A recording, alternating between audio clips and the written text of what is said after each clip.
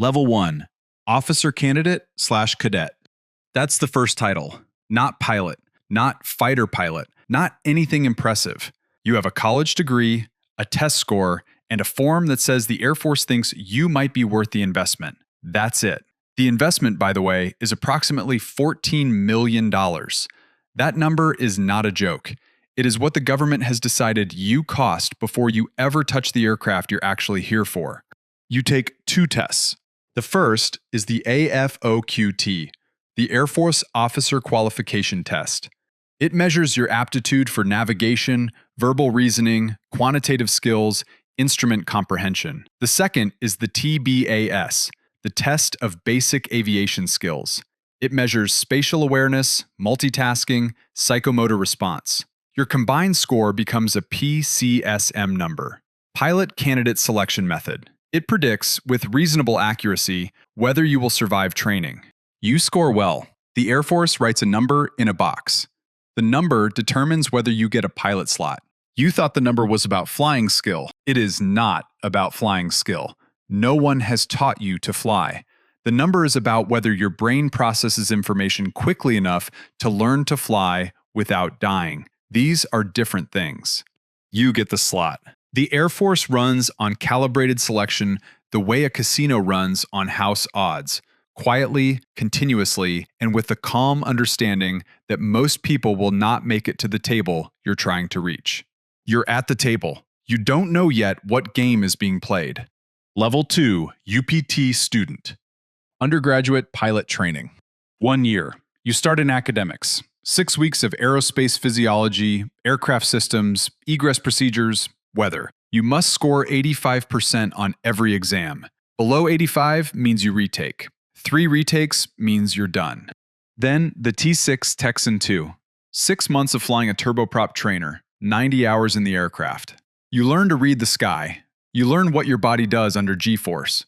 You learn to brief, fly, debrief, and brief again before sunrise. You do this correctly. You finish in the top third of your class.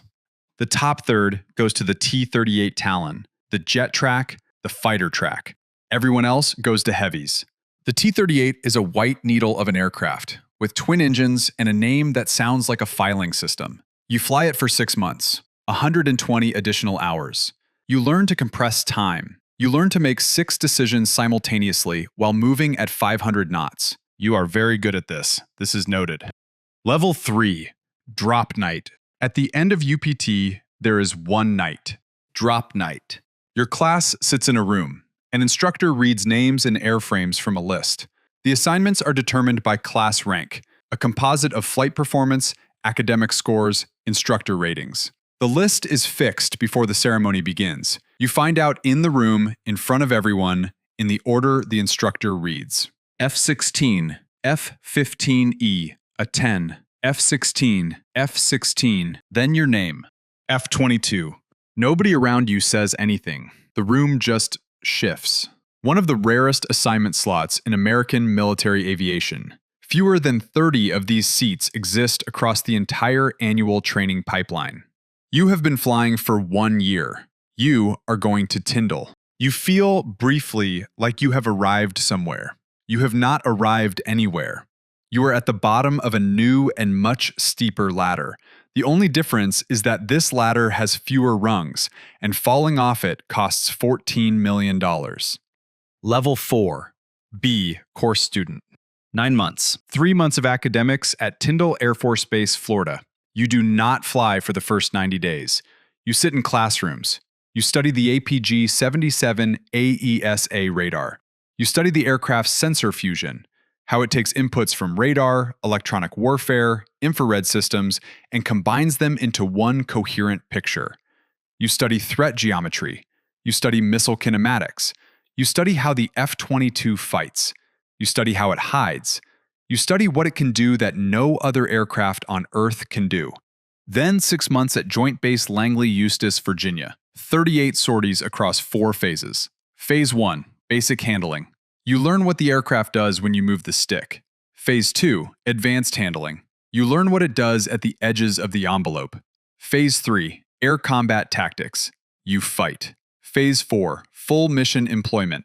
You fight as part of a team against a real threat in a real scenario with real consequences if you get it wrong. You carry 90 hours of T6 time, 120 hours of T38 time, 6 weeks of IFF, and 9 months of B course into your first day as a qualified F-22 pilot. The Air Force hands you a pair of silver wings, 2 centimeters of metal, a federal shield between 2 spread wings. No star, no wreath. Basic. It weighs almost nothing. The paperwork filed for this moment weighs considerably more. Level 5. Wingman. You are new. The squadron knows you are new.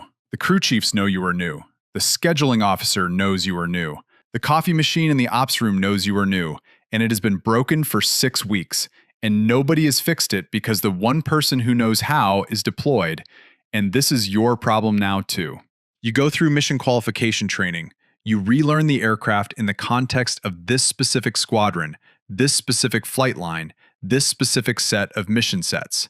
At the end, you brief a real-world mission to a room full of senior pilots, including your wing commander.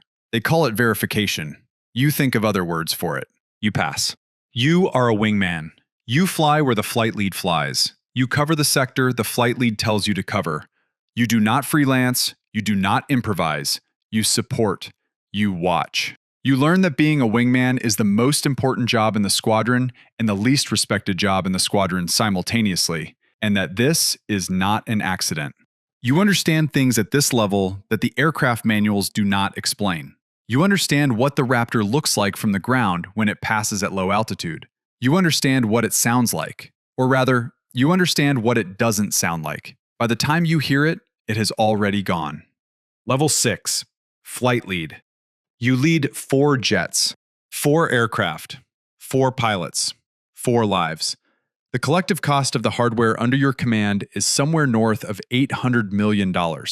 You plan the mission, you brief the mission, you fly the mission, you debrief the mission. You own everything that happens from wheels up to wheels down, and then 45 minutes after wheels down in the debrief room where the recordings do not lie. Flight lead is the most important tactical role in a fighter squadron. Not because of the authority, because of the weight. When something goes wrong in a 4-ship, a miscommunication, a wrong turn, an engagement that unfolds differently than briefed, it is yours. You fix it in real time. You brief it correctly afterward. You do not make the same mistake twice. The F-22 responds to you like a very expensive, very precise, very opinionated instrument that only functions correctly when the person holding it knows exactly what they're doing. You know exactly what you're doing. You have known for long enough that you no longer think about knowing. You just fly. The jet runs on information the way a hospital runs on scheduled procedures, systematically, without feeling, and with the quiet understanding that the moment precision breaks down, the outcome becomes someone else's paperwork. Level 7. Weapons Officer. Your wing commander endorses you. One name. From everyone in the wing. Yours. You are selected for the United States Air Force Weapons School, Nellis Air Force Base, Nevada. The 433rd Weapons Squadron. 5.5 months. You study for 420 hours. You fly against scenarios you have never seen. You write academic papers on tactics. You brief the chairman of the Joint Chiefs Staff on how a single F-22 squadron would prosecute a pure threat over the Pacific. You have 48 hours to prepare the brief. You prepare it. The attrition rate is 15%. 15 of every 100 who enter do not graduate. You graduate. They put a patch on your left sleeve. Round. Black background. Gray globe. Lightning bolt. You wear it for the rest of your career on every flight suit, regardless of assignment, regardless of rank. The patch does not say expert. The patch does not say elite. The patch says nothing. Everyone who matters knows what it means. Everyone who doesn't know what it means doesn't matter. You return to your squadron. You are the weapons officer. Every tactics question flows through you. Every upgrade decision touches you. The Air Force has produced approximately 100 F-22 weapons officers since the course was validated in 2008. You are one of them.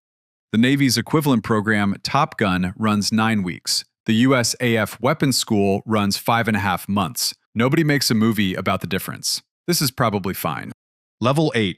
The truth. Here is what nobody says out loud. There are 142 combat-coded F-22s. The Air Force planned to buy 750.